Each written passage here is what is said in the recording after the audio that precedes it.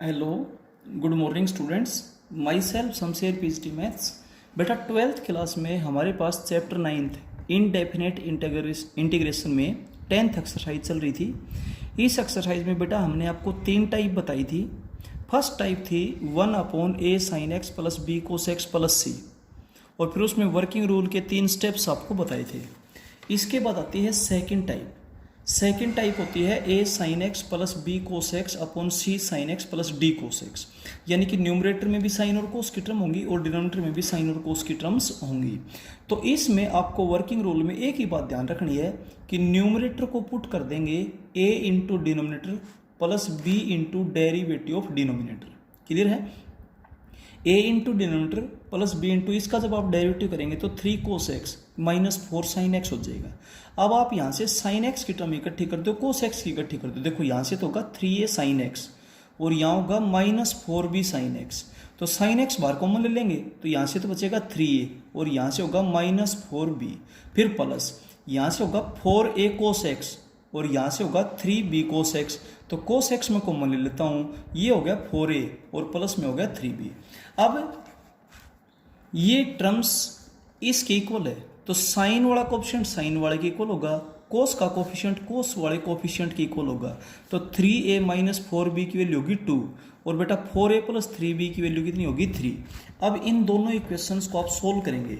Solve करने के लिए क्या करें, फर्स्ट इक्वेशन को तो 4 से मल्टीप्लाई कर दो, सेकंड को 3 से मल्टीप्लाई कर दो और फिर सब्ट्रैक्ट कर देना। सब्ट्रैक्ट करेंगे तो साइन चेंज हो जाएंगे, ए की टर्म कैंसिल हो जाएगी, बी की वैल्यू हो जाएगी। फिर बी की वैल्यू आप कौन सी भी इक्वेशन में पुट कर देना, ए की वैल्यू हो जाएगी। तो इस तरीके से ए की वैल्यू 18/25 आएगी और बी की वैल्यू 1/25 आएगी। बेटा आप कैलकुलेशन कर लेना। अब वापिस मैं क्वेश्चन में चलता हूँ। I is equal to integration of, यहाँ भी और यहाँ भी दोनों जगह ध्यान रखिए, न्यूमरेटर को हमने ये पुट किया था। तो इस फर्स्ट लाइन में देख लो चाहे दूसरी लाइन में देख लो, की बात है, बस इसका डेरिवेटिव कर रखे है। ठीक है, तो ये पुट किया a इंटू ए की value 18/25 into this plus b की value 1/25 into this divided by जो भी है भाई 3 sin x plus 4 cos x। इसको दोनों के बटे में अलग अलग कर दो, 18/25 इससे ये कैंसिल हो जाएगा 1 dx plus 1/25 integration of 3 cos x minus 4 sin x divided by 3 sin x plus 4 cos x dx। ठीक है, 18/25 1 का इंटीग्रेशन हो जाएगा x प्लस 1/25। अब यहाँ देखिए ऊपर जो फंक्शन है वो नीचे वाले का डेरिवेटिव है, तो मैं नीचे जो फंक्शन है उसको टी पुट कर देता हूँ। मैंने आगे लिखा भी है पुट डिनोमिनेटर को टी पुट कर दिया, और डिनोमिनेटर का जब डेरिवेटिव करोगे तो यही तो आएगा। तो numerator into d x is equal to d t हो गया। तो सवाल बनेगा 1/t और 1/t का integration log of t plus c। t की वैल्यू मैंने वापस पुट कर दी, यही तो है 3 sin x plus 4 cos x। इस तरीके से क्वेश्चन आपका कंप्लीट होता है। इसका जो सेकंड पार्ट है बिल्कुल सेम ऐसा ही है, लेकिन आपको थोड़ा सा कंफ्यूज किया गया है इसमें। कैसे? sin x divided by sin x plus cos x dx। अब आप सोचोगे जी ये टाइप तो आपने नहीं बताई भाई, ऊपर जो टर्म मिस हो उसको आप जीरो ले लीजिए, 1 sin x plus 0 cos x upon 1 sin x plus 1 cos x। ये टाइप वही टाइप बन गई a sin x plus b cos x upon c sin x plus d cos x। इसमें भी आप बिल्कुल इस क्वेश्चन के पैटर्न पे चलेंगे, आप खुद ब खुद करेंगे। इस बेटा मैं नहीं बताऊंगा, ट्राई और सेव। ठीक है, अब चलते हैं नेक्स्ट। इंटीग्रेशन ऑफ बहुत इंपॉर्टेंट क्वेश्चन है, 1/a plus b tangent theta d theta. Tangent theta को आप sine theta upon cos theta लिखे, साइड में हिंट भी दिया है।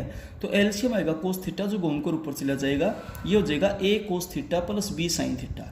अब टाइप ये वही है, अगर आप समझेंगे तो ऊपर जो कोस थीटा है तो साइन की टर्म मिस है तो इसलिए जीरो ले लेंगे, 0 sign theta plus 1 cos theta divided by a cos theta plus b sign theta.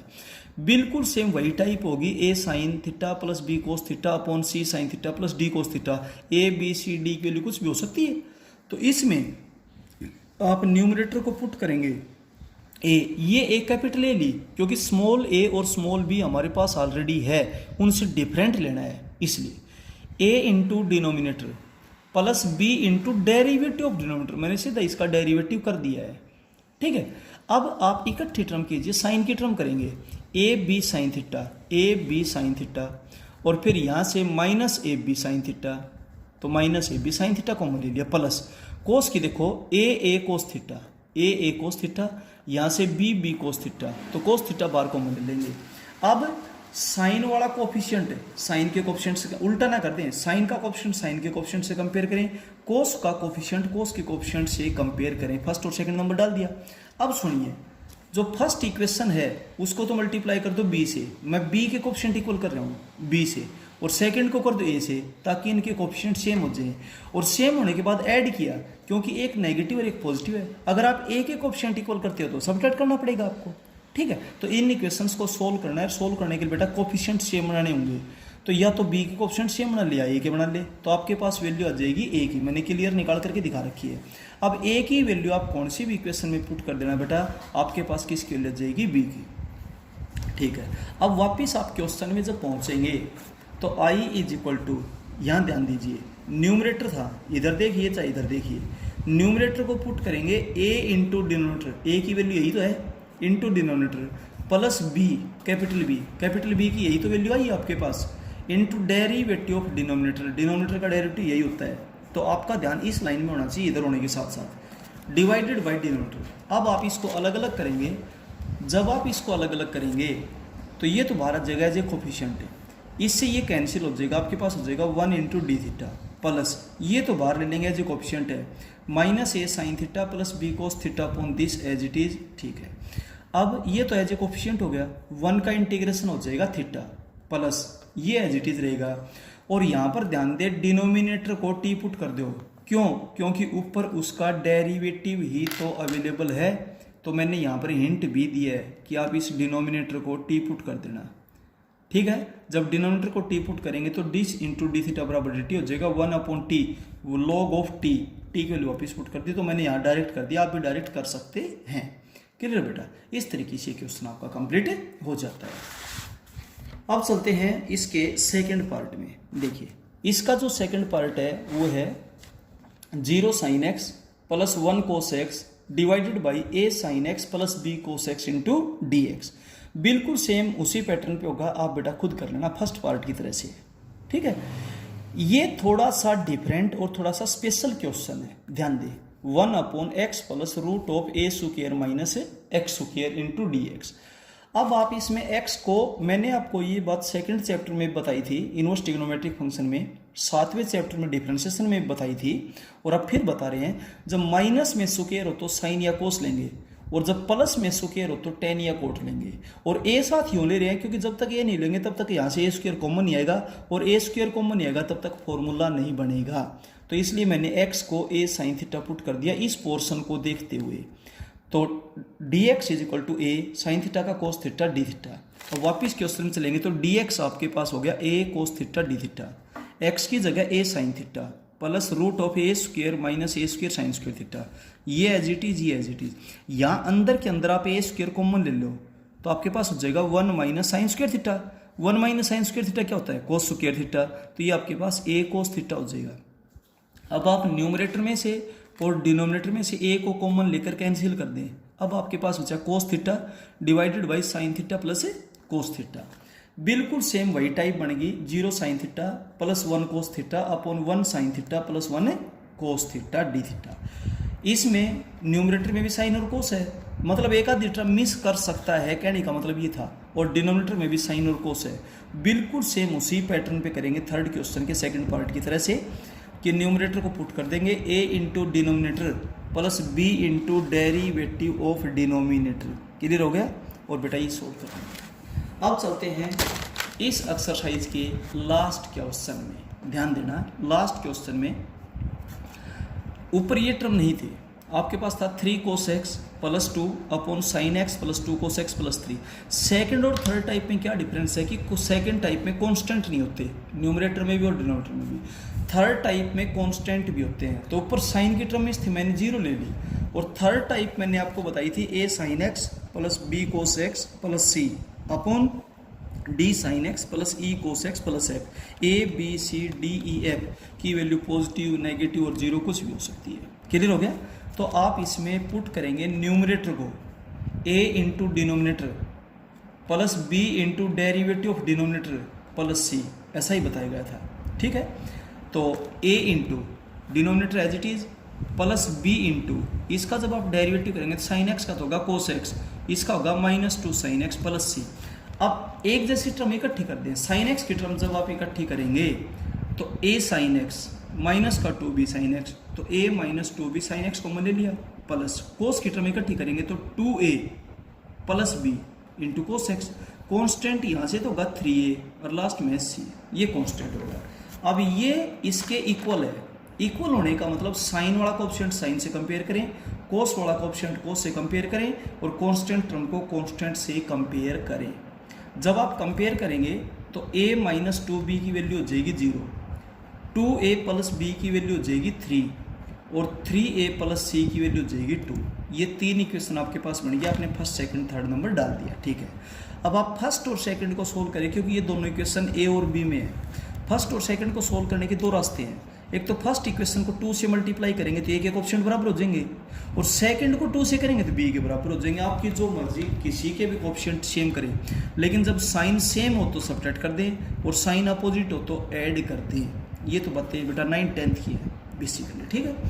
तो मैंने क्लियर लिखा है सोल्विंग फर्स्ट एंड सेकंड, तो सोल्व आप कैसे करेंगे आपको बता दिया। a और b की वैल्यू आपके पास आ जाएगी। अब a की जो वैल्यू आई वो थर्ड में पुट कर दो, a की जो वैल्यू है वो आप थर्ड में पुट कर दो, तो इस तरीके से आपके पास c की वैल्यू जाएगी -8/5। अब a b c की जो वैल्यू आई वो आप न्यूमरेटर की जगह और यहाँ पुट कर दो, a into denominator plus b into derivative denominator plus c। इस लाइन ये लाइन लिख देनी है आपने न्यूमरेटर की जगह, ठीक है। तो देखिए a into denominator plus b into derivative denominator plus c, a b c की वैल्यू पुट कर दे डिवाइडेड बाई दिस। अब इसको तीनों के बटे में अलग अलग कर दो, 6/5 बाहर आ गया, ये कैंसिल होकर के 1 हो जाएगा dx प्लस 3/5 बाहर आ गया cos x -2 sin x upon this, ठीक है, -8/5 1 अपॉन ये एज इट इज हो गया। अब सुनिए 6/5 1 का इंटीग्रेशन आपके पास हो जाएगा x प्लस 3/5, इसको मैं I1 का नाम डाल देता हूँ, क्लियर है, -8/5 और इसको I2 का। जब एक ही सवाल के कई पार्ट हो जाते हैं तो I1 I2 I3 इस तरीके से आप नाम डाल सकते हैं। मैंने इसको नंबर 4 डाल दिया क्योंकि जो I1 की वैल्यू आई वो तो यहाँ पुट कर देंगे और जो I2 की वैल्यू आई वो यहाँ पुट कर देंगे और C1 C2 कटाकर लास्ट में प्लस में C लिख देंगे, ठीक है। अब I1 को उठाता हूँ, I1 ध्यान दें, I1 इज इक्वल टू, इसको मैंने I1 का है लिख दिया। ध्यान देने की बात है, न्यूमरेटर है वो डिनोमिनेटर का डेरिवेटिव ही तो है, साइन एक्स का कोस एक्स, इसका -2 साइन एक्स, तो डिनोमिनेटर को मैंने t पुट कर दिया, ये इंटू डी एक्स बराबर डी टी हो गया। तो सवाल बन गया 1/t dt, 1/t का integration log of t plus c1 होता है। बेटा इंटीग्रेशन के फॉर्मूले और टाइप दोनों चीज़ें ध्यान रखें। log ऑफ t की वैल्यू वापस पुट कर दी प्लस c1, c1 क्यों लिखा क्योंकि एक ही सवाल के कई पार्ट है, c तो लास्ट में लिख देंगे, c1 का मतलब कोई भी एक कॉन्स्टेंट, c2 का मतलब कोई दूसरा कॉन्स्टेंट, c का मतलब उनको जोड़ोगे c घटाओगे तो रिजल्ट तो कॉन्स्टेंट ही आएगा। ये था I2 इज इक्वल टू, ये I2 है भाई आपके पास, ये एज इट इज। अब इसके फेस को फिर देखो आप ध्यान से, पहली टाइप ही तो है 1/a sin x, a की वैल्यू यहाँ पर 1 हो गई plus b cos x plus c। तो आपको फर्स्ट टाइप में 3 वर्किंग रूल बताए थे। साइन x की जगह क्या लिखोगे, 2 sin x by 2 cos x by 2, cos x की जगह लिखोगे cos square x by 2 minus sin square x by 2। First type फिर से रिपीट हो रही है आपकी। 3 को 3 into 1 लिखोगे और उस 1 को लिखोगे sin square x by 2 plus cos square x by 2। एक जैसी टर्म इकट्ठी कर दे तो देखिए ये तो होगा -2 sin square x by 2, ये होगा प्लस का 3 sin square x by 2, तो प्लस का sin square x by 2 हो गया, प्लस का 2 cos square x by 2 और प्लस का 3 cos square x by 2, plus का 5 cos square x by 2 हो गया, plus 2 sin x by 2 cos x by 2। अब दूसरा स्टेप उसमें क्या बताया गया था वर्किंग रूल में कि डिवाइड करेंगे न्यूमरेटर और डिनोमिनेटर को cos square x by 2 से। जब आप cos square x by 2 से डिवाइड करेंगे तो cos का रेसिप्रोकल होता है secant, तो ऊपर तो हो गया secant square x by 2 और यहाँ नीचे आपके पास हो जाएगा tangent square x by 2 plus 5, ये बाद में लिख दिया गया, और प्लस 2, एक cos तो इसको कैंसिल कर देगा, एक कोस इसके साथ मिलकर के टेंजेंट एक्स बाई टू बना देगा। अब ये चीज़ बिल्कुल क्लियर हिंट दे रही है कि ऊपर सीकेंड स्क्वायर है। आपने सब्स्टिट्यूशन मेथड की एक एक्सरसाइज करी थी पुट करने वाली, उसमें उस फंक्शन को टी पुट करते हैं जिसका डेरिवेटिव वहाँ पर आपको दिखाई दे रहा हो। तो मैं टेंजेंट एक्स बाई टू को टी पुट करता हूँ, क्योंकि टेंजेंट एक्स बाई टू का टेंजेंट थीटा का डेरिवेटिव सीकेंड स्क्वायर थीटा और फिर थीटा का derivative 1/2 into d x is equal d t. Two जो डिवीजन में था उसको मल्टीप्लाई में भेज दो, तो secant square x by two into d x is equal two d t हो गया। ठीक है, वापिस जब क्वेश्चन में पहुंचेंगे तो टू तो बाहर ले लिया, 1/t square plus 2t plus 5 into D T, ऐसा हो गया। अब ये है मिक्स क्वाड्रेटिक, तो मिक्स को प्योर में कन्वर्ट करना आपको बता रखा है, उसके लिए भी 3 बातें बताई थी। सबसे पहले टी स्क्वायर का कोएफिशिएंट 1 हो, ऑलरेडी है, एक स्टेप कंप्लीट हो गया।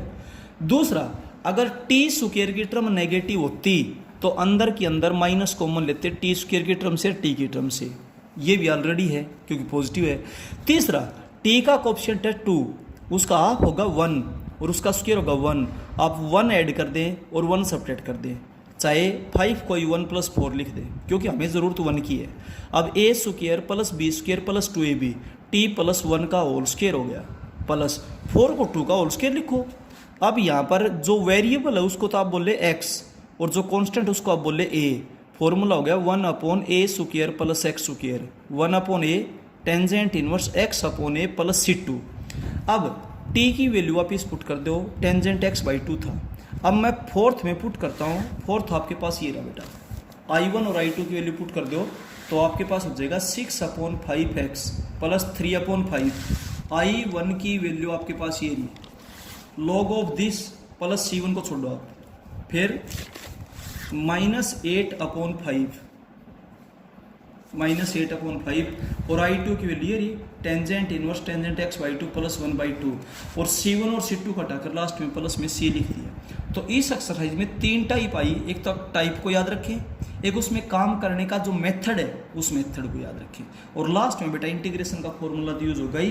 तो तीनों बातें बेटा आपको ध्यान रखनी होंगी। एक तो क्वेश्चन के फेस को देखते हैं, उसकी टाइप कि ये किस टाइप का क्वेश्चन है, एक्सरसाइज को ना रटे, उसकी टाइप को रटे, एक उसमें वर्किंग रूल, काम कैसे करना है, कैलकुलेशन में गलती ना हो। तीसरा, लास्ट में तो इंटीग्रेशन का फॉर्मूला ही लगेगा। तो इंटीग्रेशन में ये 3 बातें आप बेटा विशेष ध्यान रखें। ये थी आपके पास एक्सरसाइज 9.10। अब एक्सरसाइज 9.7 और 8 हमने छोड़ रखी है। 9.7 की जो एक्सरसाइज आती है उसका मेन टॉपिक है इंटीग्रेशन बाय पार्ट्स, और बेटा एक क्वेश्चन आपके पास कन्फर्म मिलेगा यहाँ से एनुअल एग्जाम में। ठीक है, तो ध्यान से देखें।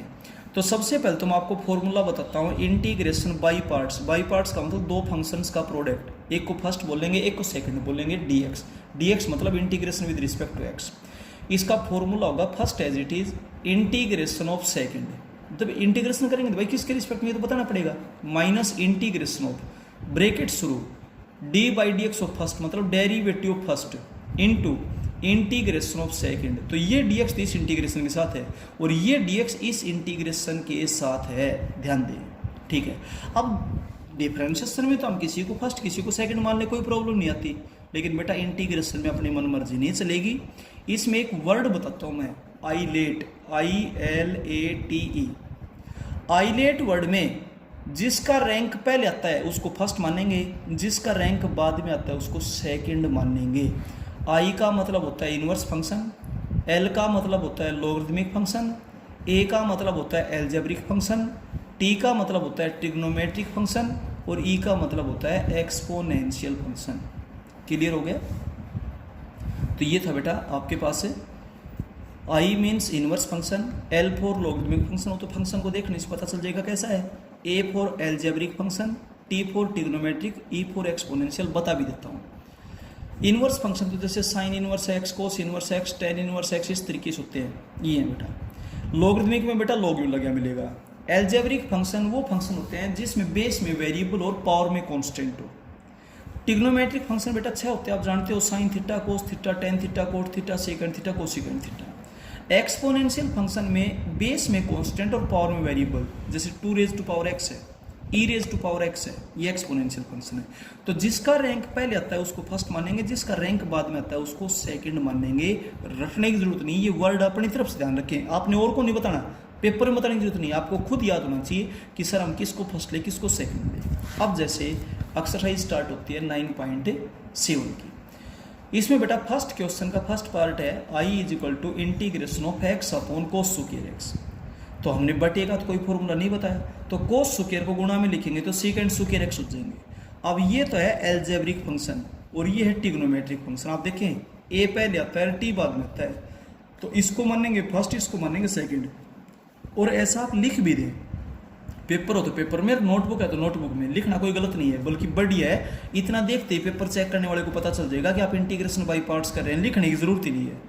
First as it is integration of second tangent x होता है minus integration of derivative first 1 होता है, integration of second tangent x होता है।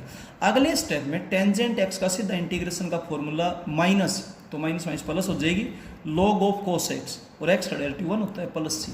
ये बात भी ध्यान रहे, बटे में एंगल का डेरिवेटिव 1 होता है इसलिए हम उसका अवॉइड कर रहे हैं। सेकंड पार्ट देखो x plus 1 into 2 raise to power x dx।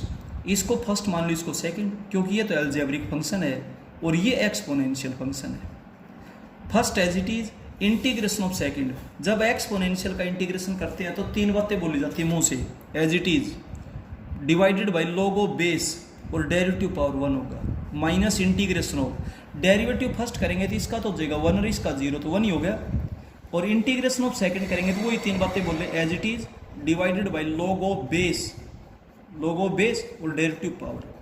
अब इसको मैं सिंप्लीफाई करके लिख रहा हूँ, 1 अपॉन log 2 को मैंने बाहर लिख दिया, एक स्केलर क्वांटिटी है 2 रेज टू पावर x। अगले स्टेप में ये एक्सपोनेंशियल फंक्शन की पहचान जरूर हो आपको, और उसका इंटीग्रेशन करने के लिए 3 बातें होती है, as it is divided by log of base और डेरिवेटिव पावर 1 होती है, इसलिए उसको लिखने की जरूरत नहीं है, और प्लस में क्या हो गया c। ये बेटा आपका रिजल्ट है। अब चलते हैं इसके थर्ड पार्ट में।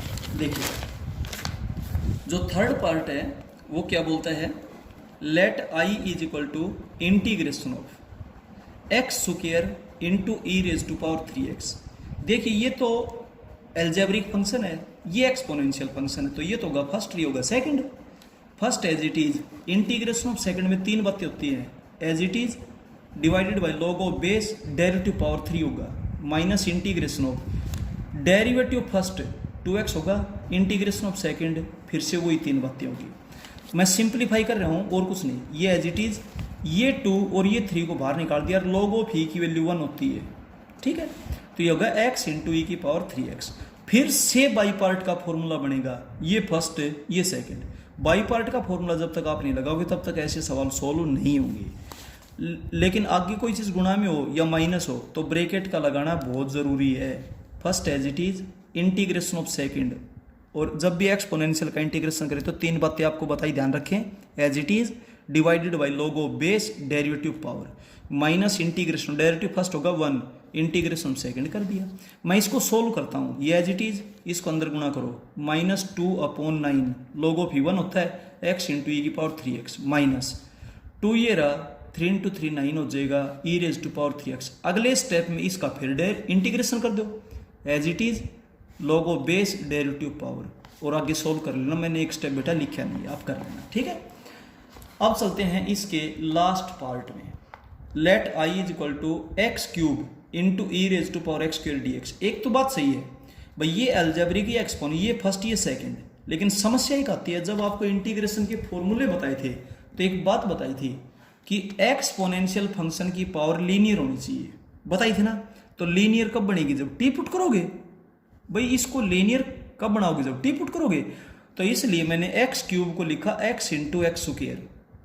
क्यों लिखा उसका कारण देखिए, e raise to power x square. अब मैं एक्स स्क्वायर को पुट करता हूँ टी, एक्स स्क्वायर का derivative 2x into d x बराबर dt 2 डिवीजन में चला गया, तो ये तो रहा x और ये रहा dx, ये दोनों मिलकर 1/2 dt बन गए। तो सवाल क्या हो गया, इसको पुट किया था t और ये e की पावर t।